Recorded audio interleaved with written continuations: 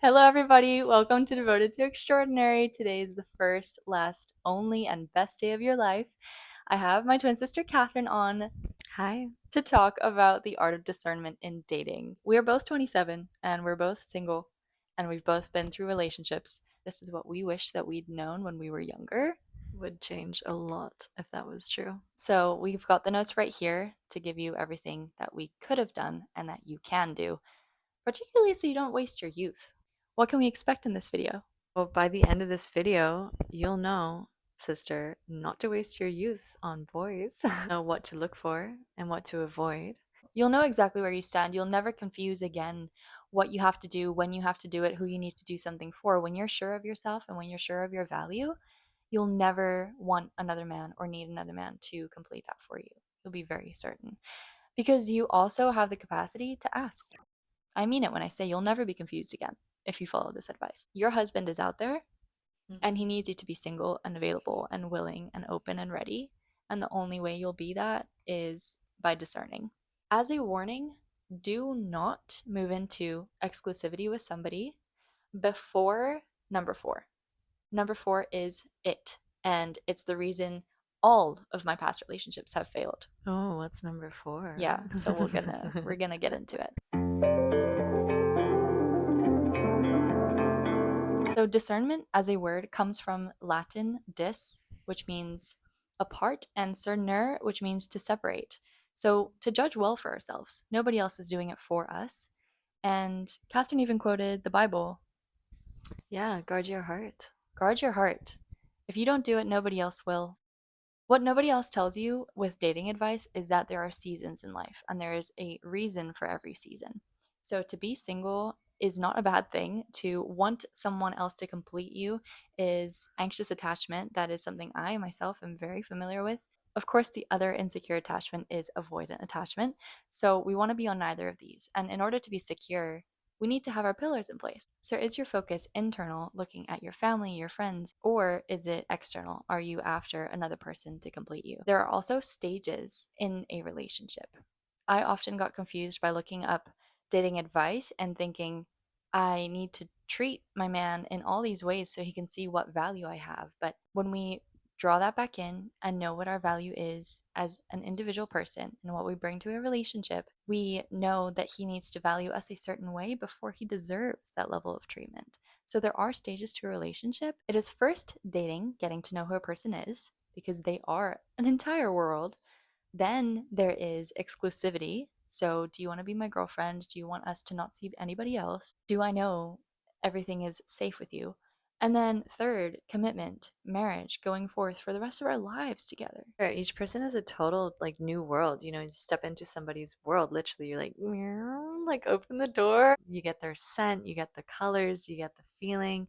It's almost like you step into a whole new landscape, and you kind of sit with yourself after, say, like your first date, second date, third date. You start to kind of accumulate this information, and you realize, like, wow, this person is like a whole landscape to me, and you get like the sense of the temperature and whether it's arid, whether it's cold. When you're living in their world, what they transmit to you, it leaves you differently. Like everybody imprints on you differently. When we're at the threshold of this landscape, when we're at the threshold of this room, say it's a library, every single memory, every experience, every character trait that they have is a book. And if you don't sit down and read it, if you don't experience it, if you don't acknowledge how it is that it makes you feel, because that's your source of information, is your intuition, then how are you ever going to perhaps keep stepping into this world? You can't say yes to something you don't know. It is so important to take it slow before becoming physically close. This is your power. As women, our role is to create space for a man to come in. If I want the man to open the door for me, I mustn't rush towards the entrance. I must walk slowly, steady, and then look to him, and then he'll recognize the gap and be able to open the door. Same with the check.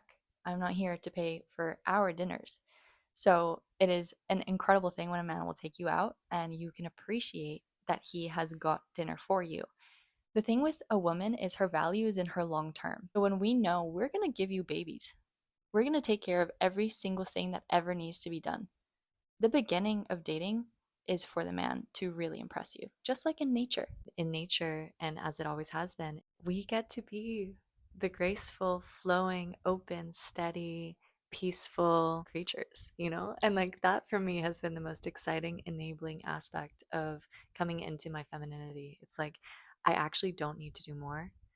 I need to do less. I don't need to, I just am. That's the beauty of it. I don't gotta stress it. Dial it all the way back down, resting into the moment. Pretend like you're leaning into a bed of puddles. Ah, God's got my back. That's amazing because I often imagine God holding me. And Mm. because he's such a large being, when I'm laying in bed, I imagine his hands holding me in bed and I feel very safe. I've done that on occasion. It feels really nice, especially when my thoughts are getting the best of me. Anxiety or uncertainty or worry. God's just like, child, why are you worried? You know? The certainty and the peace that we can feel when we are held by him. And we always are held by him. So, really, it's when we recognize that we're held by him. Facts. Because another thing that you were saying to me is why women and men stay in a relationship. Which part? Women stay because they feel safe, and men stay because they feel peace. Oh, yeah, absolutely. When men feel like they're not being battered by winds like of drama and like craziness, they feel steady, they feel peaceful. But women only feel safe when men provide what they need. So it's this kind of like co-regulation that when you become aware is present for you both. It's palpable and it's just easy versus the opposite, giving each other problems or feeling stress or leaning on each other too much or nagging at each other. And it's a beautiful thing to recognize when you have these complementary aspects that the masculine and feminine naturally co create. Absolutely. When we are more feminine, we inspire the man to be more masculine, just as well as meeting any man who is steady in his masculine invites us to become more feminine. Because when a man is taking charge of a situation, when he's leading well, it invites us to sit back in our chair, to know that he has it all under control and we don't have to nitpick, which is another important thing. Do not fall into mothering him. You want to see his capacity, you want to see what he's capable of, you want to see what he's willing to do. And he is an individual. I've never been married. I hope to be one day, and I hope to never fall into, although I might. Honestly, we're human. The trap that I need to correct him. The trap that I need you to do it the way that I would do it. Mm. A man's going to show up as he wills and wants and is most capable of doing his best in showing up. And we need to give him the benefit of that doubt. We need to be sure that he's doing his best. This is him. Because I'm not going to lean in and try and be who he is. I'm too busy being myself. You have the capacity to select them, be in your femininity to inspire his masculinity, and don't be anything else. I've definitely lived the mother role in a relationship without noticing I was doing it. In my first serious relationship, I was caring for him excessively. I was already super busy on my degree, like working super hard, and was still like cooking all the meals, cleaning, organizing, planning dates, doing all the things. And I never would have thought of myself as the mother, like doing the motherly thing. But yeah, I was even helping him with his assignments and stuff on top of everything else I was doing. And it's just like, sister, you've got a lot on your plate. Like, you've got enough on your plate. And to recognize that, no, that's too much for me. That's yours. And to also have somebody who will step in and say, I don't want you to take that on for your sake and for the sake of our relationship. Like, I desire for my things to stay mine, your things to stay yours, and we'll meet in the middle because, after all, that's why there are two people. Because, one is not supposed to take on the role of two. I grew a lot of resentment around hauling too many bags. Essentially, I was laden all the time, and it really grew a lot of pressure around our relationship, tiredness, and it grew us apart in the end. Become aware of your energy and the boundaries around your energy, what you're willing to give, what you're definitely not willing to give. We want to be understood and we want to be better off with our partner than we are by ourselves because it's a synergy. A relationship is a synergy. You should be able to go 3 times further, not just 2 times further. As I explained in my last video, I'm saving myself for marriage now. How to be equally yoked with someone means that you're going 3 times further, 3 times faster, way more supported than if you're unequally yoked, you're going in circles. They're dragging you down, or they're stopping you entirely from pursuing what you love. And that doesn't just pause you now, that pauses you for the next few months in which you have to get over the breakup. And of course, there's an art to that, and there's a beauty in every silver lining and sadness, but there isn't solace every time you cry, as Dermot Kennedy says. And you don't need to experience sadness on purpose. Do not put yourself through pain on purpose. Quit lying to yourself and tell yourself the truth. The faster you do, the less time, the less youth you're gonna waste. So, to get into the green and red flags of dating, this is what to look for and what to avoid. So, once these five are in fact green, you can move from the aspect of dating and just getting to know each other as friends into being exclusive, into, you know what, you're the person I wanna be with. Number one, shared values and life vision. If your core values aren't the same, but your interests are the same, it's not going to go anywhere. And yet, if your interests are entirely different, but your core values are the same, you're going to be fine. There are stats to back this up. Say you're like growing a family together and then they have different ideas about parenting. You have to really kind of get on the same page from as early as possible, ideally. Just make sure you share them because it leads to less disagreements.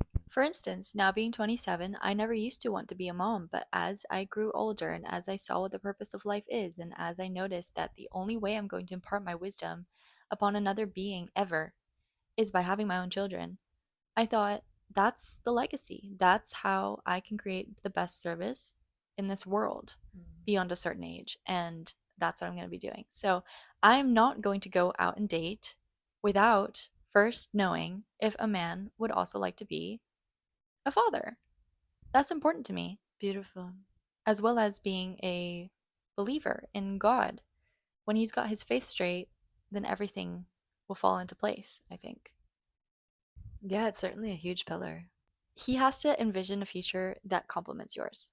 It is very easy to get caught up in anxious attachment, and I'm speaking from my own experience, to project and to idealize them and to puzzle piece together everything about someone when I only have one puzzle piece and say they're the ideal for me when I don't actually know that it's true, or believe their Oof. words because talk is cheap. And this is why we date for a very long time before becoming exclusive. And this is why we do not let our discernment boundaries down even once we become exclusive. Because you still haven't said yes to the ring. You still haven't crossed the physical intimacy boundary, hopefully, if you want to check out my last video. So don't get caught up in limerence because limerence is lying to yourself. Limerence is creating a mirage of what you want, not realizing that the other person doesn't have it. Don't get caught up in Thoreau's tinted glasses idea of what they are. Recognize that you both have a shared value and a shared life vision.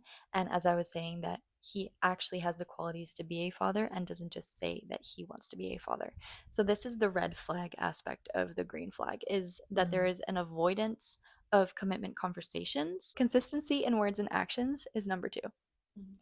So he follows through on what he says, showing reliability and integrity because he is available and willing. How hot is that?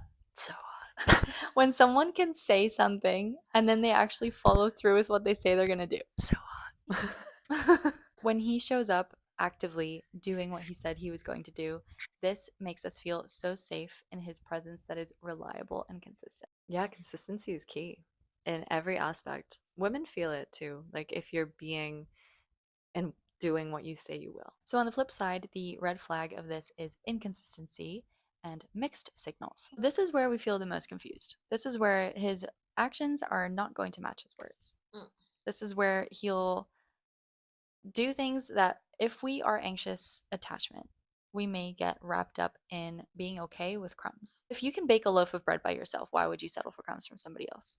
You need to recognize the standards that you're setting in your relationships compared to what you can do on your own. We're looking to be equally yoked here. It's funny because it makes me think of I expect so much. Like my bar is up here for my sisters, in sisterhood, friendship. I mean, but like when it's a real good friendship, it becomes a sisterhood immediately for me. And oh my gosh, like the expectations, not that I have like expectations for my friends, but the ideals, the standards I hold them to, like they'll show up for me when I need it. They will keep their word. They will lighten my day, not bring me down. They will be loyal. All these standards are like absolutes for me in friendship. But it's like in relationship, I've really had to climb that ladder within myself to get to this point where the standards are equal. They're not budging, they're not moving, and I don't feel less worthy because a man doesn't want to give me that. It's like, okay, thank you, no thank you, you're not for me. So yeah, it's a beautiful thing to start to acknowledge like your standards are staying there. Absolutely. And it's exciting to see a lack of effort as exactly that. To be able to recognize, okay, he's giving me minimum. He's giving me less than what I'm okay with. And I'm repelled by that. Like, I find it gross that someone would say something and do the opposite. Because if it was a girlfriend, I would not find it gross, but I'd be like, hey, what's up? You okay, dude? So we can be vulnerable with men. We can communicate the same way. We can say, hey, I noticed that you've been pulling away. Is something wrong? Notice your capacity as a confident woman who can phrase things well, and your vulnerability is not going to mean that you're falling apart or breaking apart. You can still hold yourself in that safe and secure space and put words to your feelings and say, hey, like, you're pulling away. Let's bring this back into both of our power instead of let our connection peter out or have me wondering and confused, because that's just going to drain my energy. Worst case scenario, that is who they are. That is who they are. It's the information you're given. And you, as a fully worthy, super high value woman, take the information and step down and move along. There's always more fish in the sea, and better ones too. Exactly. Some who aren't hot and cold, who are consistently doing what they say they will do, and you're not having to monitor that, which you never want to have to do. Another thing that is part of this is love bombing, because they'll say, I love you, I care about you in these ways, I want to do all these things for you, but then they won't do it. And what I, in my own experience, learned is love bombing is not only ever words, love bombing can be a trip a bit too early on. It can be meet my parents, meet my very close friends too early on, giving you the Mm. idea that they want to go forward with you in a serious way when in fact it's just a trick up their sleeve. And this may be manipulative behavior or it may be avoidant attachment playing alongside you, because one thing is to inadvertently do something wrong and another is to actively desire to do something wrong. But regardless, it's the lack of awareness in another person. At the end of the day, that's coming from lack of alignment from the other person. We can't speak for them as to where that's coming from, but the inconsistency is inconsistency. It still comes out as inconsistency. And if they cannot hold to their word, it's really not worth you trying to figure out why beyond a few initial questions and seeing if when you hold them up for it, they're honest That's right. and correct behavior. This is the third green flag, to be supportive and encouraging. So he shows genuine interest in your goals and ambitions, encouraging you to grow. This one is low key my number one. So this isn't particularly in order, it's just to share with you girls. Yeah, it's important. For me, I need him to serve my truth, being what I'm here to share with the world and my spiritual gift and my what I'm here to give. And if he cannot support that or does not understand that, I will not feel seen.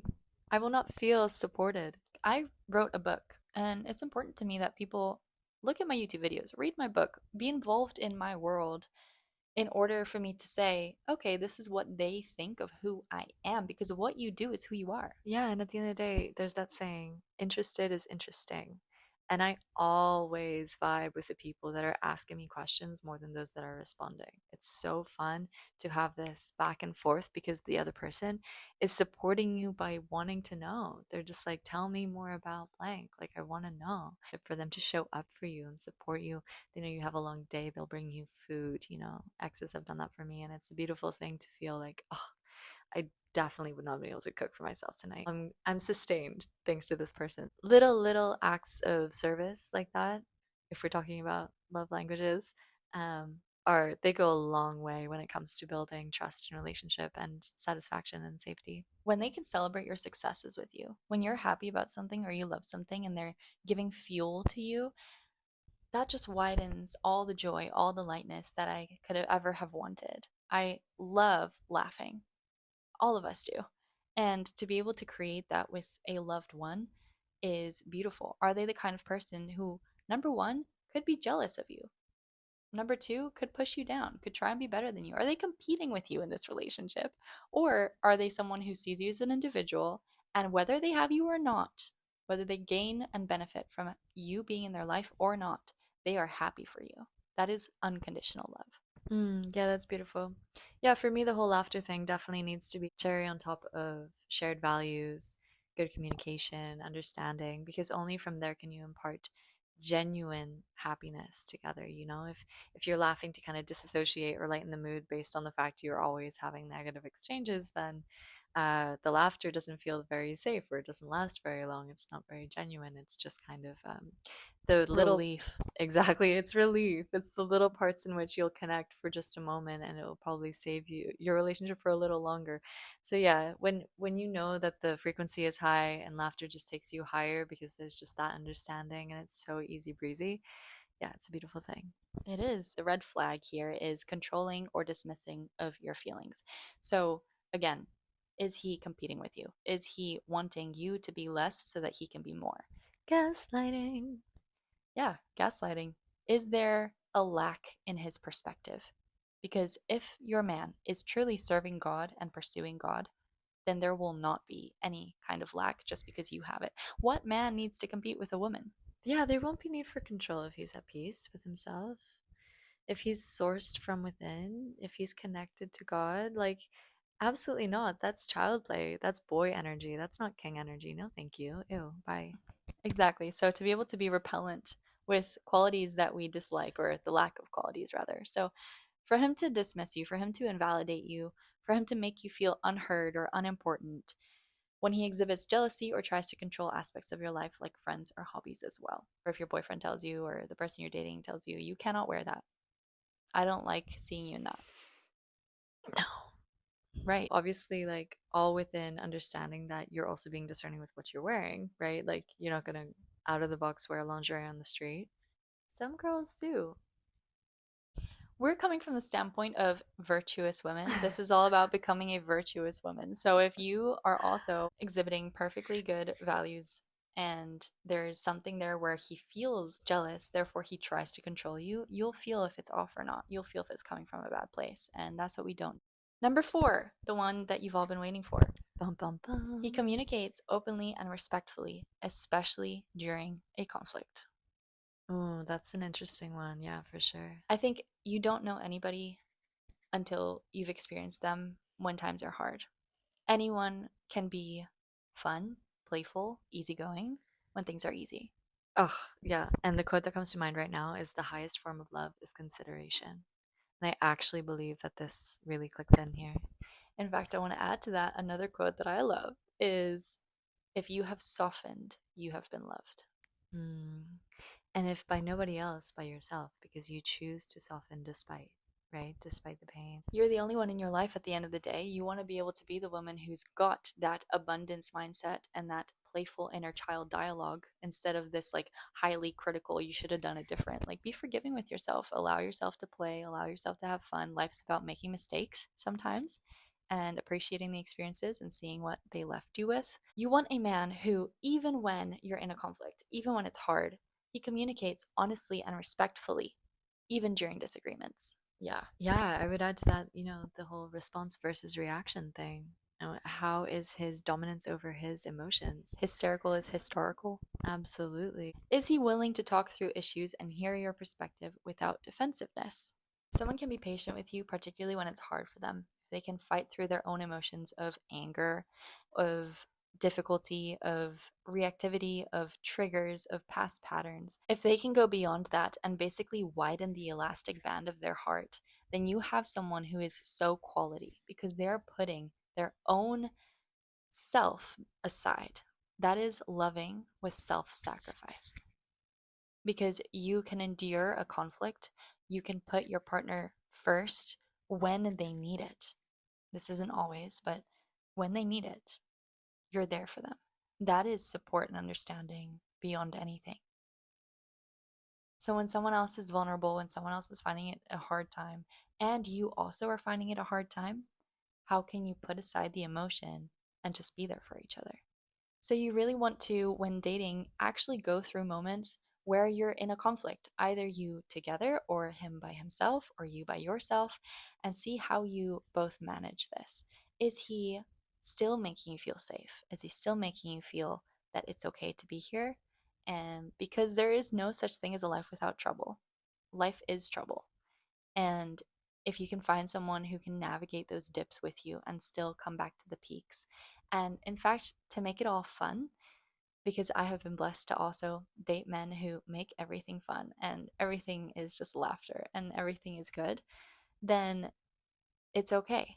It's always okay. What does their inner steadiness look like around turmoil? You know, are their waters super choppy and all over the place? Is there a hurricane going on in there? Or is it like calm, steady, deep, consistent because they have developed a conversation within themselves that has created resilience around any kind of heavy emotion? Not to say they're not feeling it, just to say that they're allowing you the space for it all to unfold in a safe manner.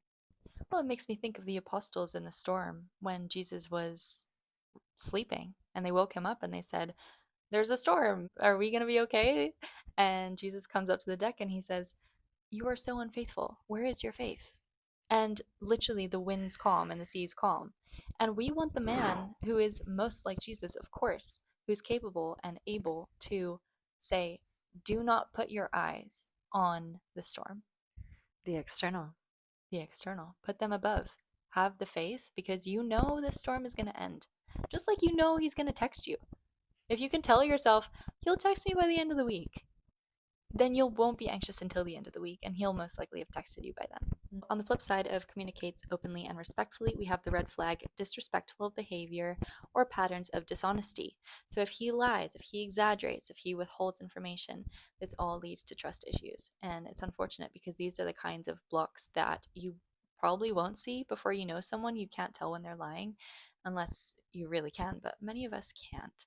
You will only be able to tell with time if what they said holds up or not. No one wants to be with an untrustworthy person. The father of lies is the devil. Growing trust is definitely the most steady, consistent thing, and you have to hope and pray that they are on the right side and you know that you are carving and developing a beautiful thing that is honest. Hope and pray that they're on the right side, but know and have faith that your husband is on the right side.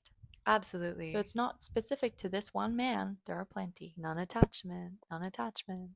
Obviously, if he's disrespectful or rude to you or your family or your friends or the things that you like, even, it can begin small, these things, and you need to notice, wait, did he uplift me or did he just put me down and why? Because yes, there is space at times for him being in a mood, but what type of a mood is he in that he has to put you down? And this is also a muscle that you practice, you know, you initially it might be, oh, should I speak up here? Like, is this the right time? In what kind of way? It starts as like, this is a boundary I should set, and then it just becomes natural. Like, I didn't like that. Because what happens is you shift the focus and you're no longer afraid to lose this person over a small disagreement. If they can't handle that, then they definitely won't be able to handle when you're having babies. Are you kidding me? If we have two children, we don't need a third, and we do not need that person to be our husband. I have seen way too many things of a woman saying, we didn't understand our own individuality until we had children because it took so much more of us. I don't want your husband to be your baby. Absolutely not. This is all about discernment, observation, and your power as a woman. So, the fifth green flag is empathy and kindness in actions. Consistently considerate in how he treats you and others, including family and strangers, such as the classic example of a waitress at a bar or at a restaurant. How does he treat them when they have nothing to give him, when he has nothing to gain from them? Mm-hmm. How does he treat people? Is he kind? Does he ask their name? Does he leave a tip? Does he, yeah, how does he speak to them even? Just like, how does he ask for things? Is he cordial? Is he kind? Is he patient? Does he display kindness and empathy just like you do? We need to expect very similar things in another person. A good tip is to write down all the qualities that you want in your man on a piece of paper and then change out the title your own name. So, have you developed all of these qualities yourself? Oh, that's a good one. Yeah. Okay. Lacks accountability is the red flag. He blames others for his problems or avoids taking responsibility for mistakes. Again, this is a big one when it comes to tied in with the lies part. You don't know until you know. So you got to give it time. You don't know like if that person's being totally truthful with you until you start to develop an understanding of their character. Yet again, a reason to experience a conflict with them because you can see if he's taking ownership of him being at fault or not. It's funny because we're getting to that point where you actually almost want to invite conflict. Test it. If there's something that you don't like, it's the best possible gift to bring it up. I have been wanting to watch this movie for a long time. It's with, Sarah Jessica Parker. yeah, her. She dates men so that they'll basically move out of their parents' house. She experiences conflict with a man so that he can emotionally bond with her, which is what makes men fall in love. So I think her dog dies, or she obviously makes it seem like her dog dies. They're at the vet together and she's crying and she's seeing how he's handling this. And there is nothing wrong with being that woman who's extra vulnerable and extra able to ask for help. When you can ask for help, it lets him lean in because that is what masculine men will do unconsciously. And not to say, stir the pot and like create drama just for fun. That was kind of staged in the movie on purpose if you get the whole premise. It's about just welcoming him into your life in the way that when you could and are single, fix things yourself, you can just say, I need a hand here, and see how it is that he opens up emotionally himself, because vulnerability creates strength in your bond. Does he turn towards the issue? Is he courageous enough to face it, address it, talk about it? And does he consider your feelings around it? Does he apologize? Does he own up to it? And does he want to make it better? Without thinking that apologizing makes him smaller than you. Is he able to apologize just to get past it and to fix things? Struggles to apologize sincerely, showing immaturity or a lack of self awareness. How can we improve and grow as human beings if we can't see what our blind spots are, if we can't see where our darkness and our shadows lie, if we can't see our triggers and our patterns? How can we improve? Yeah, come on. Like when I know that I'm one of the first to put my hand up when I notice, oh, this is off about me, why would I not expect that from another person? I know that I need for the other person to be just as aligned as me. Can you separate how you feel about someone from how someone makes you feel? Come away from a date and consider how it is that I felt. As women, if we're getting all caught up in our feelings, if we're emotive, if we're attached to all the ideals about this man that I went on a date with, when we've only seen one side of him. Taking a step back, being with yourself, and maturely having that inner conversation. Like, does this serve me? Is this what I want? Does it align with my values? Awesome to have friends who you also spend time with this person who you're dating, and this is why it's so casual at the beginning to be able to say, hey, come along to this, because then you can get genuine opinions from people who aren't emotionally attached to this other person. And they can say, hey, I noticed this about them, but did you notice this quality? Did you notice he was saying that? And to get all these different opinions. Really is handy. There's so much feedback you can get from that. Activity dates are the best. They're the most fun because neither of you has to be serious and staring at each other and talking about the next thing over coffee. You can both be involved in life and you can see how they react. Yeah, walking, talking. Yeah, even going for a stroll is an activity. It doesn't need to be crazy. Bowling, sightseeing, whatever. Mountain climbing. You name it. We're talking about telling the truth here. Are you getting up in an idea of who someone is, or are you telling yourself, wait, here and here and here, they're really not what I want them to be yet. They may be, which is why I'm going to keep dating them slowly. I'm going to keep figuring that out. Does being with them make you feel safe? That's what you want to check in with yourself after a date. Does being with them make me feel relaxed? Do I feel safe? Do I feel more myself? Do I feel more able to be who I am even more so? Am I authentic with them? Am I just showing one side of myself? Am I censoring certain things that I say? Really delve into what parts of me do they bring out and why? What God do they serve? Is it the devil or is it holy? Is it God? What are you praying to? Like, what side are you praying into? There is no gray area. It's black or white. It's light or dark. And yes, we are human. Yes, there are nuances. Yes, we're not perfect. Yes, we sin. However, what is your intention? Where are you leading from? And do you do it, yeah, from the highest and for the highest? It's an important question about your partner.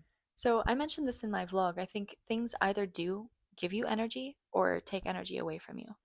Does the things that you do give you energy in the long run? Do they expand you? Do they create a stronger character?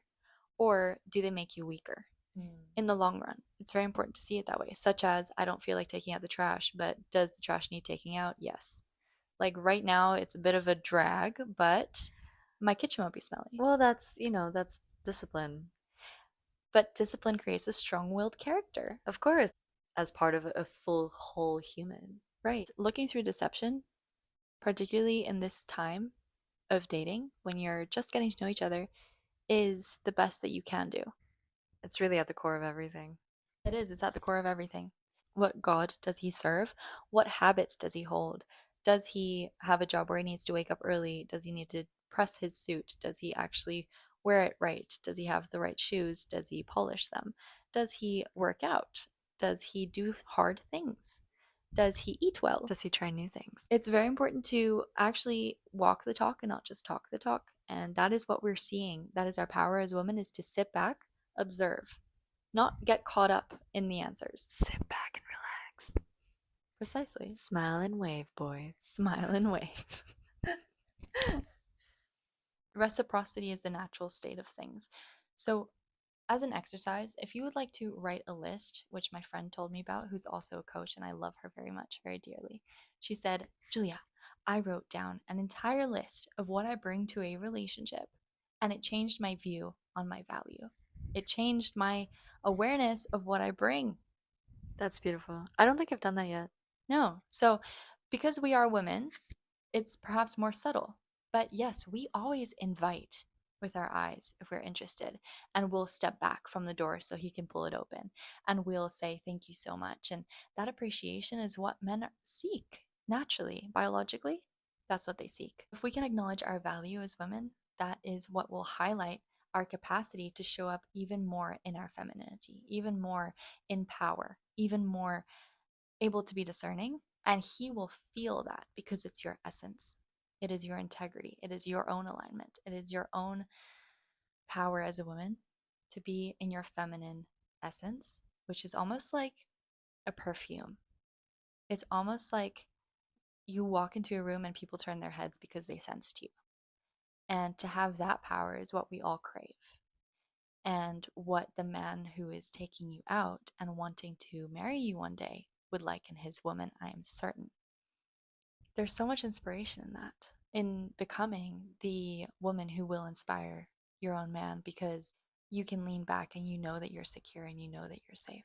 You come back to you. Like, you're not going to get any of this from the external, from it in a genuine way, if it's just for the sake of pretending. It needs to not be pretense that's driving you.